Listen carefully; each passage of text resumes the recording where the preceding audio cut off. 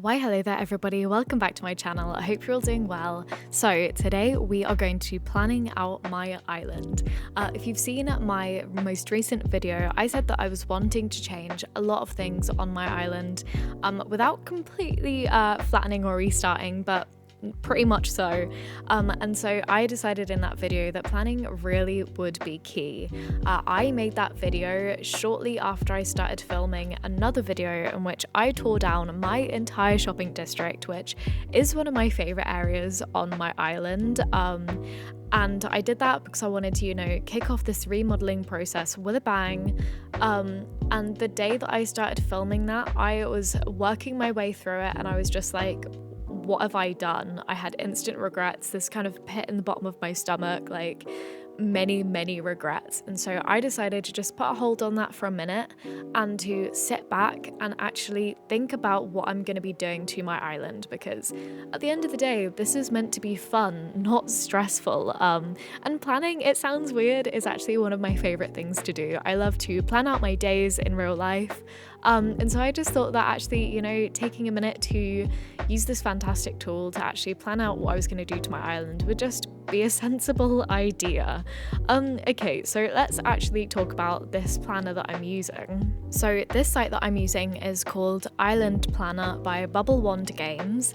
It's an unofficial site made by some amazing community members. I'll have it linked in the description below if you guys are also feeling like checking it out.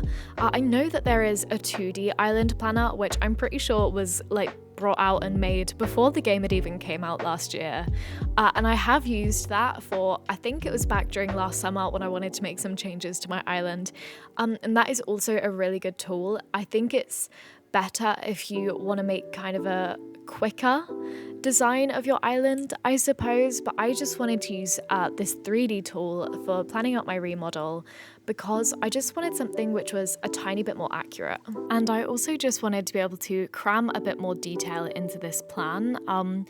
I also found this much easier for being able to really envision how my island will really look when I've started putting it together, rather than just kind of like blobs on a page, which is kind of how the 2D planner sort of works. Don't get me wrong, if it works for you, great. And it has worked for me in the past, but for me now, I needed that extra bit of detail. And I actually had so much fun doing this. Making this plan took a little bit longer than I was hoping, hence why I haven't posted twice this week, only once. But I didn't want to rush myself. I really want this plan to be something which I am going to stick to. And so I thought that to do that, taking my time with it and really feeling actually happy with the outcome of it was just going to be really important for actually, carrying out this plan properly when the time comes.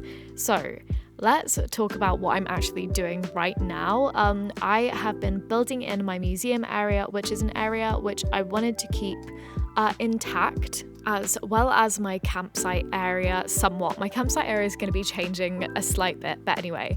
And the little area where you're seeing the lake right now is where originally my pumpkin farm and where Hazel lived was.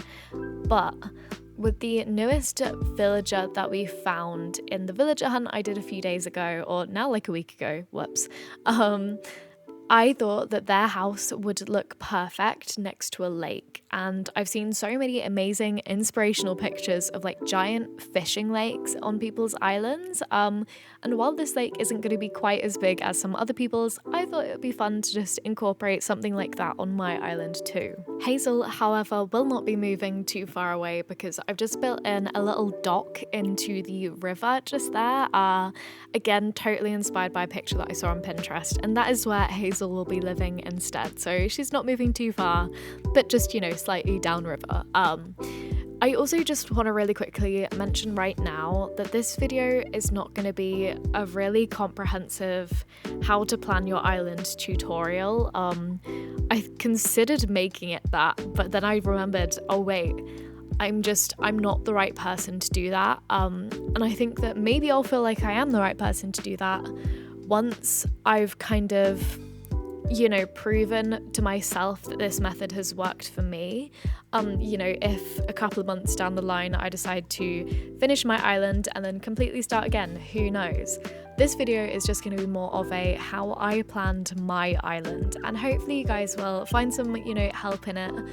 You'll also, I guess, get to see a little snapshot of, all the content that I'm going to be making over the next couple of months. So that's exciting. But moving away from the river going to the south, I decided to build in a little river kind of cutting off the bottom of my museum.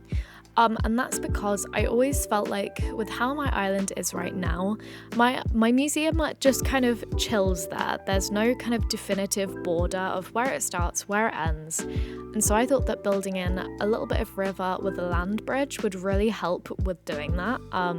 So yeah, once we'd kind of finished off that bit of the island, I moved back to my island entrance.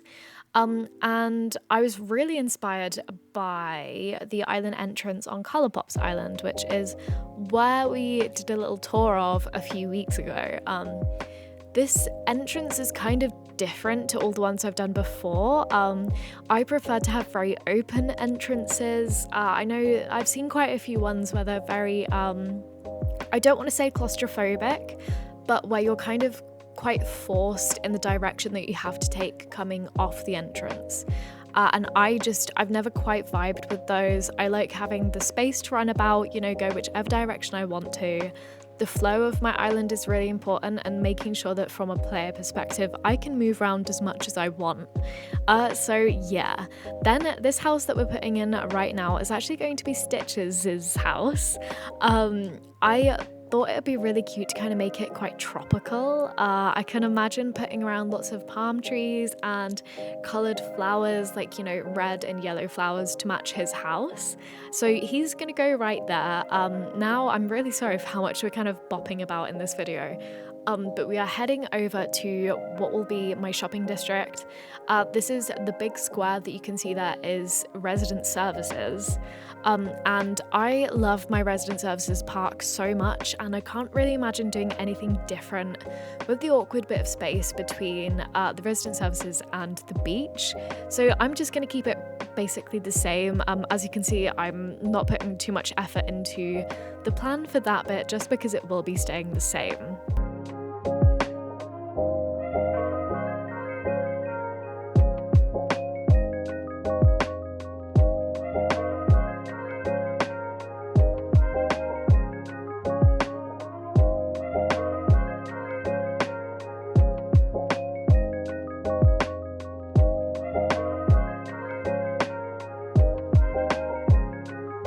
So I mentioned earlier that my resident services is one of my favourite areas on my island, along with my shopping district. And so that's why it kind of pained me when I decided that I needed to change it up.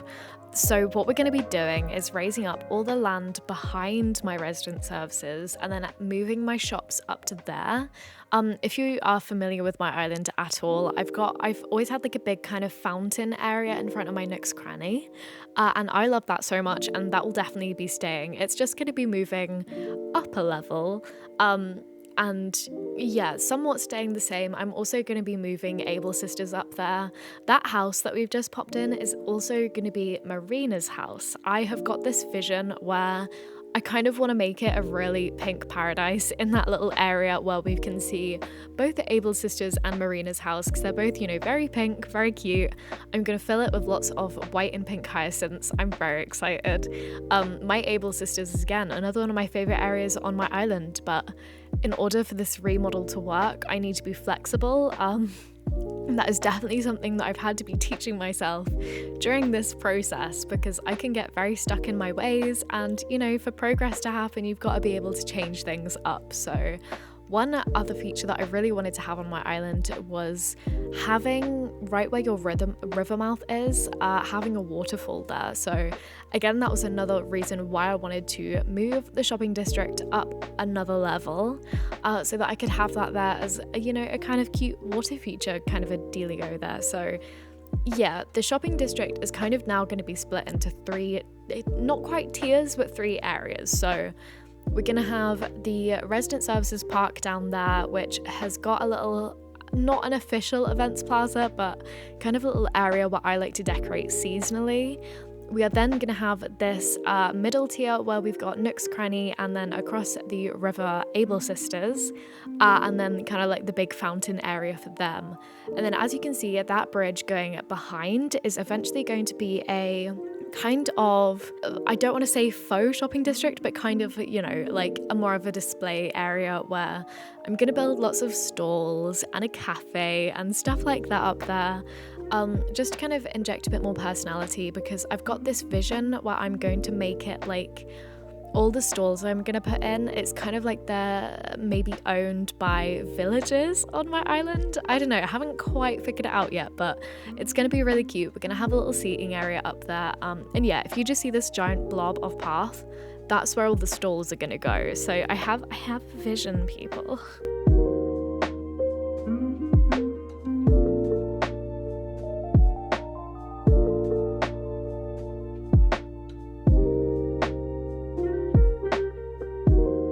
Okay, so after we are done with the shopping district, I moved across the river from Stitch's house, so we're now on the left side of my island again, and I'm currently building in Maddie's house. It's not too exciting, she's just got lots of trees around her and a little area for a little picnic bench or something like that.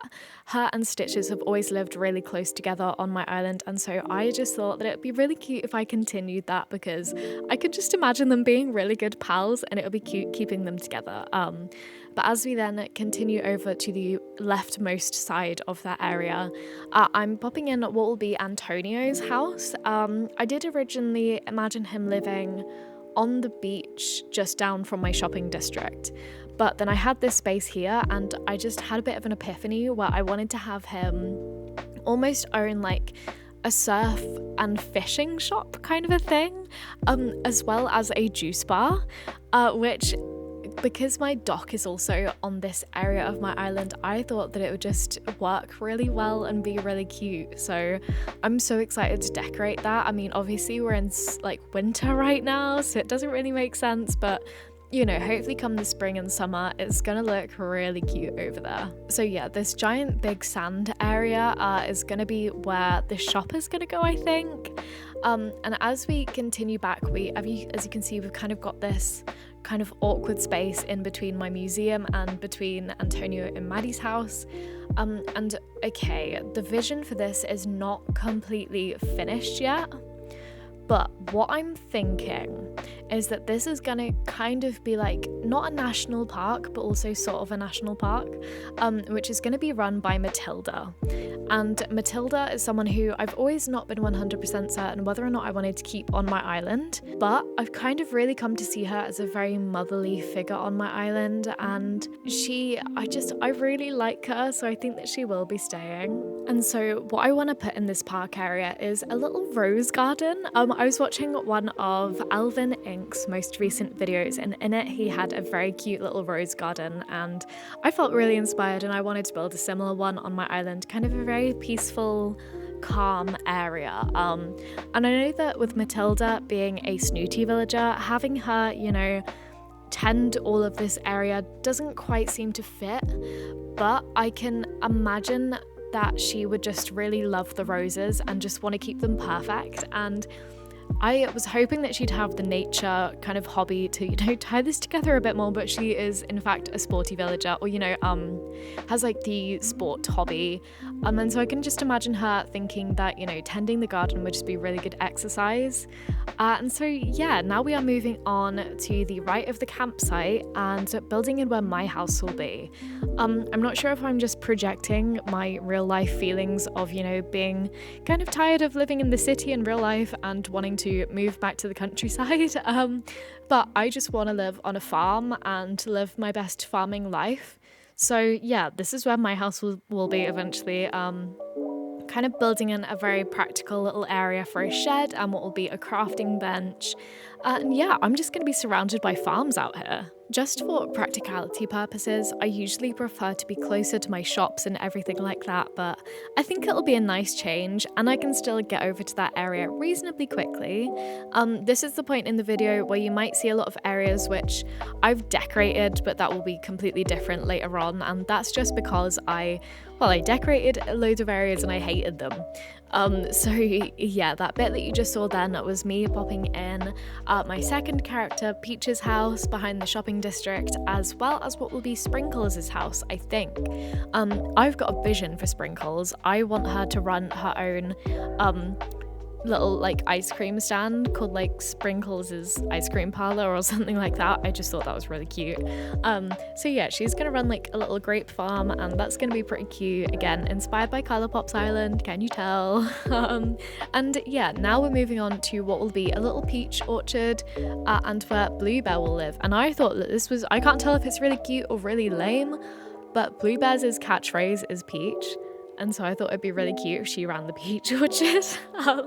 I can't tell if I was really clever when I came up with that, or again, just really lame. But yeah, so you will see a few areas of my island right now which aren't completely decorated, and that's just because I haven't 100% figured out myself what is going to go in those areas. I know one of the areas back here again near the farm will be a pumpkin farm. I just again haven't quite figured out the total configuration of that yet, but it will be definitely here, and I really hope that come the spring we are going to get some more crops in this game, because right now it's just awkward and we've only got, you know, pumpkins.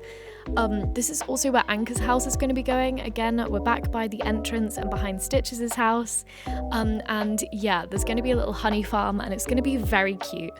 But yes guys, we have come to the end of this video. I hope that you've enjoyed it. I know it's been a little bit all over the place, but yeah, if you've got any comments, please feel free to leave them down below. I'd love to hear from you. I hope you're having a great day, and I'll see you again soon.